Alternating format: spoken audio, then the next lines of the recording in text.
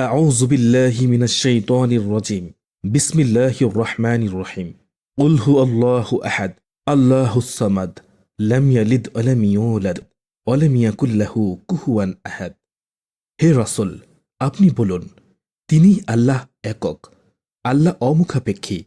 তিনি কাউকে জন্ম দেননি এবং কেউ তাকে জন্ম দেয়নি, আর তার সমতুল্য কেউ নেই। সূরা ইখলাস পবিত্র কুরআনুল কারীমের ১১২তম ও ছোট সূরা এটি। যে সূরা তেলাওয়াতের মাধ্যমে মানুষ সবচেয়ে বেশি ফজিলত ও নিয়ামত পায় সেটি হল সূরা ইখলাস। আল্লাহর পরিচয় তুলে ধরা ৪ আয়াত বিশিষ্ট ছোট্ট সূরাটি হিজরতের আগে মক্কায় অবতীর্ণ হয়। সূরার নামের থেকেই এর ফজিলত, মর্যাদা ও নেয়ামত প্রকাশ পায়।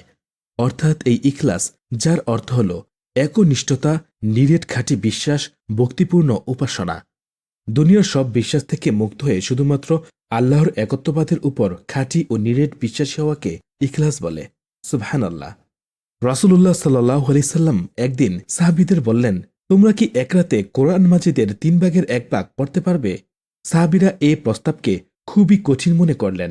ফলে তারা বলল, আমাদের মধ্যে যে কারোর জন্যই এই কাজ করা খুব কঠিন। তখন রাসূল সাল্লাল্লাহু আলাইহি সাল্লাম বললেন, সূরা ইখলাস কোরআনের ১/৩ সমান।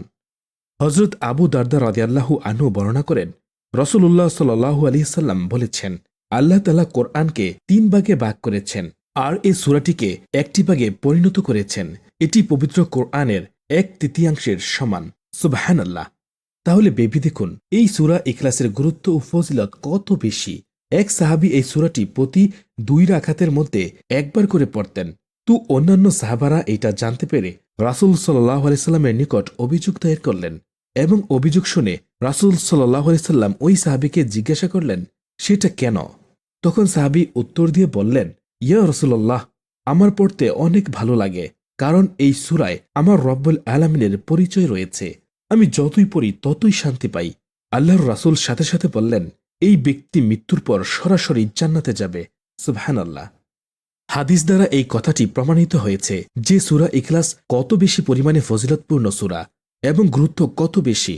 আর এই সূরাটি তখন নাজিল হয়েছে যখন কাফের ইহুদি খ্রিস্টানরা মুসলমানদেরকে প্রশ্ন করল, তোমাদের রবের পরিচয় কি? তোমাদের আল্লাহর পরিচয়টা কি?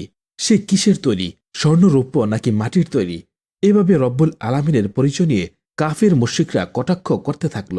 তখন তাদের এই সকল উদ্ভট প্রশ্নের জবাবে রব্বুল আলামিন সূরা ইখলাস নাজিল করলেন। প্রিয় দর্শক, আমি আবারও বলছি, এই সূরাটির মধ্যে আল্লাহ তাআলার অস্তিত্ব এবং সততার সবচেয়ে সুন্দর ব্যাখ্যা রয়েছে। হাদিস শরীফে এসেছে, জৈনিক ব্যক্তি আল্লাহর রাসূল সাল্লাল্লাহু আলাইহি সাল্লামের কাছে গিয়ে বললেন, আমি সূরা ইখলাসকে ভালোবাসি। তখন রাসূল সাল্লাল্লাহু আলাইহি সাল্লাম বললেন, এই সূরাকে ভালোবাসার কারণেই তুমি জান্নাতে যেতে পারবে।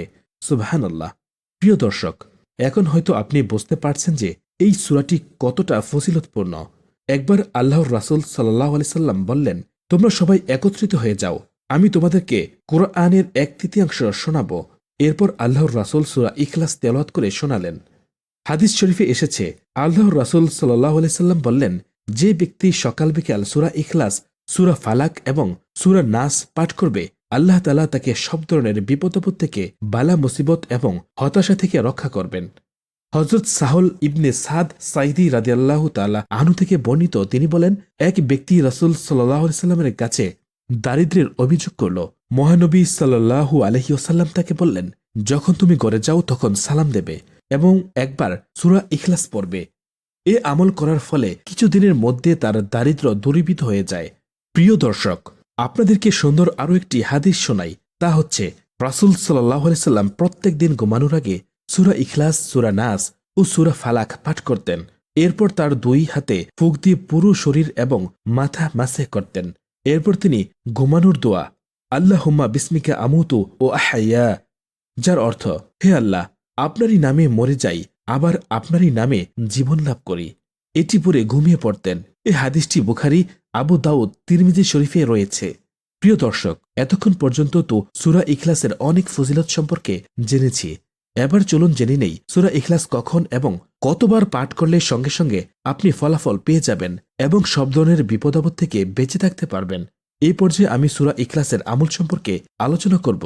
প্রিয় দর্শক, এই সূরা আমল করার সবচেয়ে উত্তম সময় হল শুক্রবার আসরের নামাজের পর থেকে মাগরিবের নামাজের আগ পর্যন্ত এবং এর মাঝখানের সময়। উক্ত সময়ে আপনি সূরা ইখলাস 3 বার, 5 বার অথবা 10 বার পাঠ করবেন। পাঠ করার সময় আপনার সে চাওয়া পাওয়া গুলো আপনার স্মরণে রাখবেন। মানে এই সূরাটির আমল আপনি কেন করছেন, কোন আশা নিয়ে, কোন উদ্দেশ্য নিয়ে, সেই বিষয়টি আপনি মাথায় রাখবেন এবং দিল থেকে সূরাটি তেলাওয়াত করবেন আর মনে মনে রব্বুল আলামিনের কাছে সাহায্য প্রার্থনা করবেন। রাসূলুল্লাহ সাল্লাল্লাহু আলাইহি সাল্লাম বলেছেন, যে ব্যক্তি সূরা ইখলাস 10 বার পাঠ করবে তার জন্য জান্নাতে একটি ঘর বানানো হবে। সুবহানাল্লাহ। এই হাদিসের ব্যাখ্যায় হাদিস বিশারদরা বলে থাকেন যে, যার জন্য জান্নাতে একটি ঘর বানানোর ওয়াদা করা হয়েছে তার জন্য তো জান্নাতও অবধারিত হয়ে যায়। ভিডিও শেষে আমরা আরেকবার পড়ি, কুল হু আল্লাহু আহাদ আল্লাহুস সামাদ লাম ইয়ালিদ ওয়া লাম ইউলাদ ওয়া লাম ইয়াকুল লাহু কুফুয়ান আহাদ। তাই আমাদের দুনিয়া ও আখিরাতের কল্যাণের জন্য আমরা বেশি বেশি সূরা ইখলাসের আমল করব ইনশাআল্লাহ।